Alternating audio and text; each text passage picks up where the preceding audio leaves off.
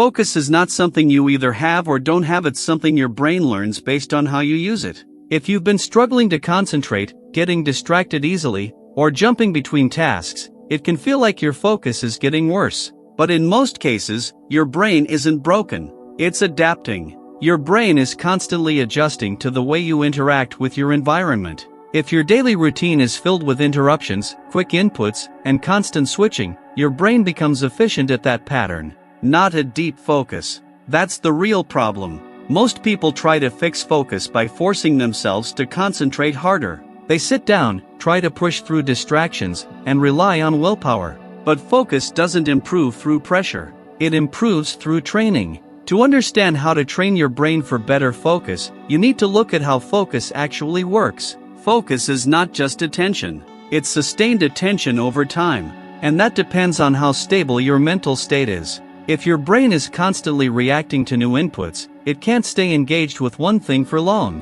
It keeps shifting, even if you want it to stay. That's why focus feels inconsistent. Some days it works, some days it doesn't. The difference is not motivation. It's how your brain is being used. The first step in training your brain is reducing constant switching. Every time you move from one task to another, your brain has to reset. It loses context and has to rebuild it. This takes energy. If you switch too often, your brain never settles. So instead of trying to focus longer immediately, start by reducing how often you switch. Even small improvements here make a difference. The second step is creating controlled focus periods. Your brain responds well to structure. Set short blocks of time where you focus on one task only. This could be 20, 30, or 60 minutes. During that time, remove unnecessary distractions. No notifications, no multitasking. At first, it may feel difficult, but over time, your brain adapts to this pattern. It learns that during this period, it stays on one task.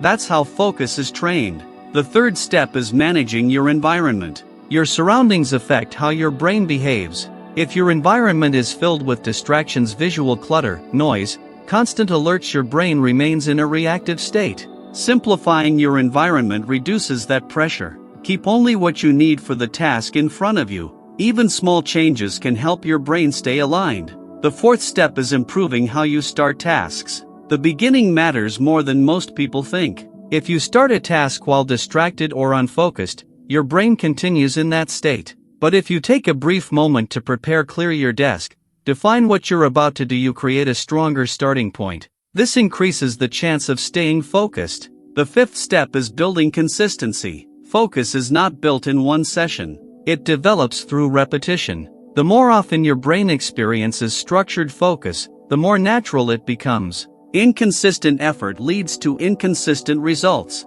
but consistent practice creates stability. The sixth step is allowing recovery. Your brain cannot maintain high focus continuously. It needs breaks, but the type of break matters. If your break includes more stimulation like scrolling or checking messages, your brain doesn't fully reset. A better break is a short pause without input. This allows your mental state to stabilize. And when you return to work, focus improves. The seventh step is managing mental load. When your brain is overloaded, focus becomes difficult. Too many tasks, too much information, too many decisions. Reducing that load helps your brain operate more efficiently. This can be as simple as writing down tasks instead of holding them in your mind, or limiting how much information you process at once. But there's something deeper that connects all of this. Your brain operates in different states. Some states are reactive, focused on quick responses. Others are stable, supporting sustained attention and deeper thinking. Focus depends on being in that stable state. If your brain is constantly pulled into reactive mode, training becomes harder. This is why environment, input, and habits all matter. They influence your state, and your state influences your focus. This leads to the key insight. Focus is not just a skill. It's a condition. You don't build it by forcing attention. You build it by creating the conditions where attention can stay stable. When those conditions are present, focus becomes easier. You don't have to fight distractions as much. You stay with tasks longer. You think more clearly. Some people develop this through structured routines. Others use intentional preparation before work.